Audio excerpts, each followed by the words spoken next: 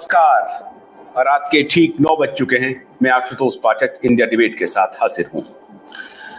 दोस्तों, अक्सर हम अपने डिबेट में उन मुद्दों को लेते हैं जिसका आपसे संबंध हो, आपकी सेहत से संबंध हो, आपके विचारों से संबंध हो, और इनजस्टिस के खिलाफ और सत्य के साथ जो मुद्दे हों उनको हम उठाते हैं। आज का जो हमारा मुद्दा है वो थोड़ा सा डिफरेंट है, हटके है। और वो मुद्दा है, जैसा कि आप जानते हैं, आपकी सेहत को लेकर के हम लोग लगातार कैंपेन कर रहे हैं, वर्ल्ड माफिया से लड़ रहे हैं, जो एक ऑर्गेनाइज्ड गैंग है उससे लड़ रहे हैं। और आज उसी ऑर्गेनाइज्ड गैंग से लड़ने के साथ साथ हम लोग ये कोशिश कर रहे हैं कि अपने दर्शकों को कुछ सॉल्यूशन भी दें।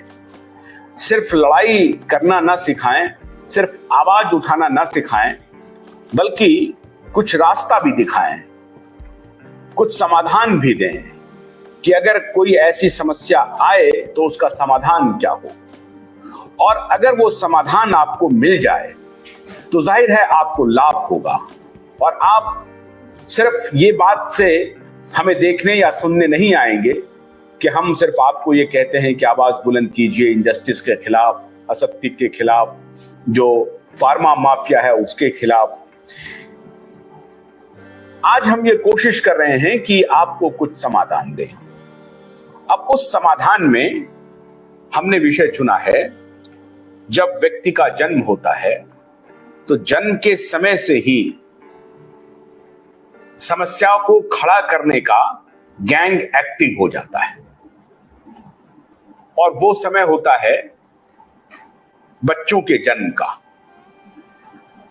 और बच्चों के जन्म को एक पूरा गैंग पूरी दुनिया में एक बड़ा बाजार बनाए हुए है।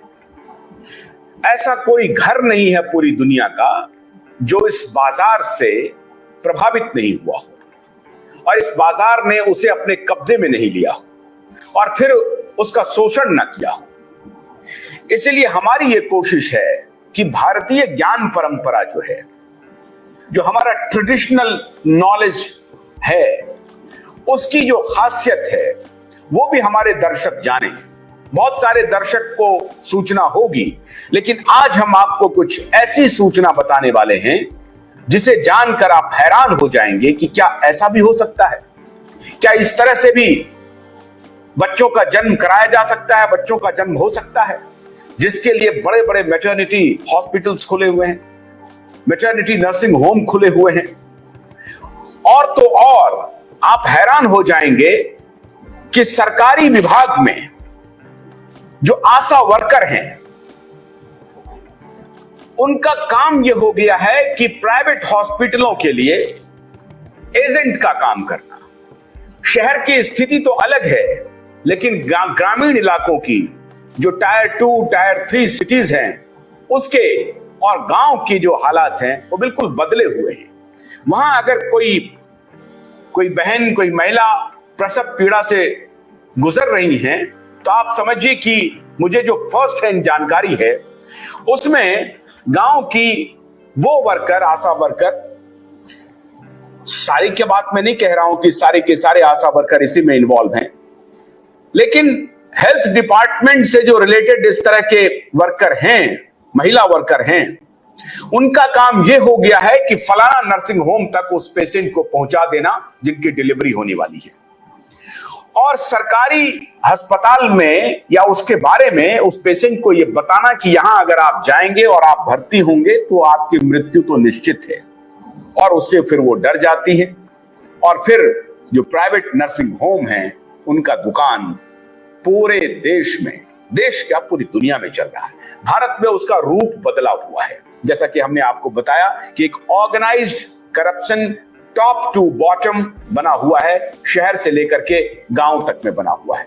शहर में तो बहुत कम लोग हैं जो सरकारी अस्पताल जाते हैं, कुछ जो बड़े अच्छे अच्छे अस्पताल हैं वहां जरूर जाते होंगे, लेकिन ज्यादातर लोग प्राइवेट नर्सिंग होम में चले जाते हैं। जो कस्बाई इलाका है, ग्रामीण इलाका है, उसमें तो समझिए सरकारी अस्पताल की स्थिति दयनीय बनी हुई है।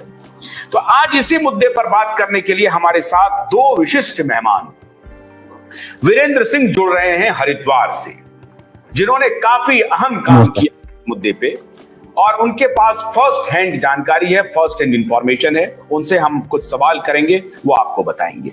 और दूसरे मेहमान जो बहुत ही कद्दावर इस देश की गायनेकोलॉजिस्ट हैं, एक्टिविस्ट हैं, डॉक्टर माया बलेचा, यूनिवर्सल हेल्थ ऑर्गेनाइजेशन की वर्किंग कमेटी की मेंबर भी हैं। तो डॉक्टर माया बलेचा और वीरेंद्र जी, आप दोनों का बहुत बहुत स्वागत है इंडिया डिबेट में।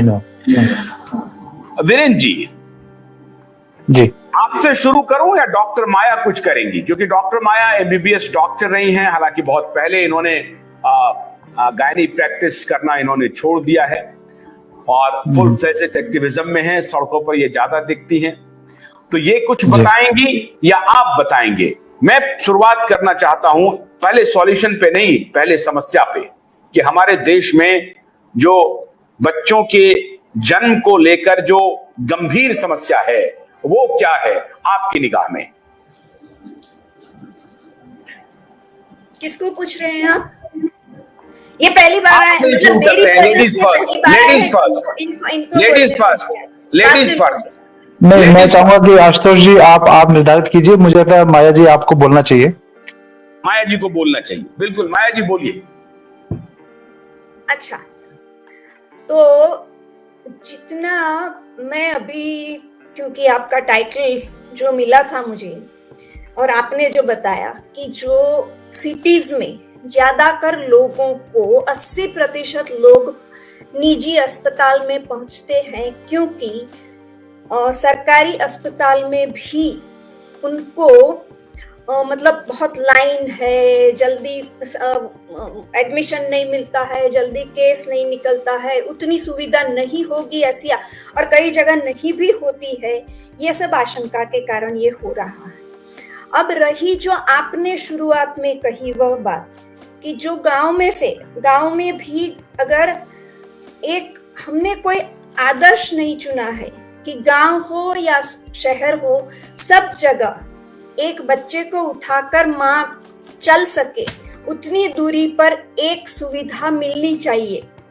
ऐसा कोई आदर्श नहीं बनाया है। जब जहां मन में आ गया है, और जितने उसमें भी स्टाफ भी नहीं है, कई जगह सुविधाएं नहीं है, और ये जो रैकेट चलता है, मैं तो देखिए 2 साल से सब प्लेटफॉर्म पर और उसके पहले भी 2.5 साल से कह रही हूँ कि जब तक इस देश के कोई भी क्षेत्र हो, फिर वो टेलीकॉम हो या रिफाइनरी का हो या स्वास्थ्य का हो, जब तक दो हम पैरेलल व्यवस्था रखेंगे तो 90 के दशक के बाद जो निजी अस्पताल है उन्होंने अपने पैसे और अपने राजकीय प्रभाव के कारण सरकारी अस्पताल को या तो कम सुविधा के बनाए हैं, या तो मतलब देखो, डॉक्टर्स को अगर प्राइवेट करने की और पैसे कमाने की, जब इतनी मतलब पैसे कमाओ, आप अच्छी जिंदगी जियो, मैं तो बोल,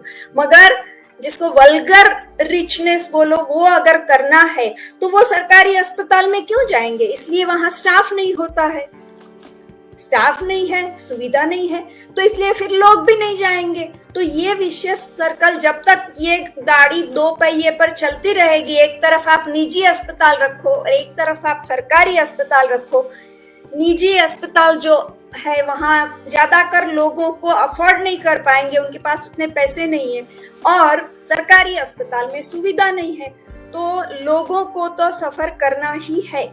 ये एक और प्राइवेट हॉस्पिटल की आप बाद में लाए, उसके पहले बता दूं कि सिजेरियन सेक्शन का रेट बिल्कुल बढ़ता जा रहा है। अभी तो मैंने बॉम्बे में कुछ अस्पताल का सुना था 40 to 50%। इस देश का एवरेज भी 21% है, जबकि मतलब WHO भी कोई स्टैंडर्ड नहीं है, फिर भी WHO का 10 से 15 उनका कहना है कि इससे नहीं बढ़ना चाहिए।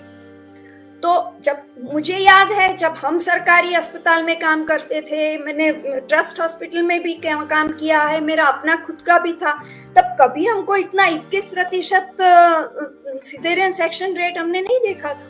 तो ये सब निजी अस्पताल बढ़ने के कारण एक तरफ लोगों को सुविधा नहीं मिल रही है और दूसरी तरफ ये जो सिजेरियन सेक्शन का रेट बढ़ रहा है। बाकी तो आप जो कोई खास उसके बारे में बताएं, क्योंकि प्रेगनेंसी इज नॉट जस्ट अस्पताल, उनका न्यूट्रिशन स्टेटस, उनको उनकी सोशल, उनका जो कंडीशंस है घर में, स्त्री की क्या कंडीशन है, इन सब के ऊपर भी तो उसकी हेल्थ का डिपेंड रहता है। तो इसलिए मतलब ये सिर्फ मैं हॉस्पिटल के उससे भी ना देखे और ओवरऑल सोशियो इकोनॉमिक सिचुएशन भी देखे, हमारी सामाजिक व्यवस्था, हमारी आर्थिक व्यवस्था, वो सब उनके ऊपर असर करती है।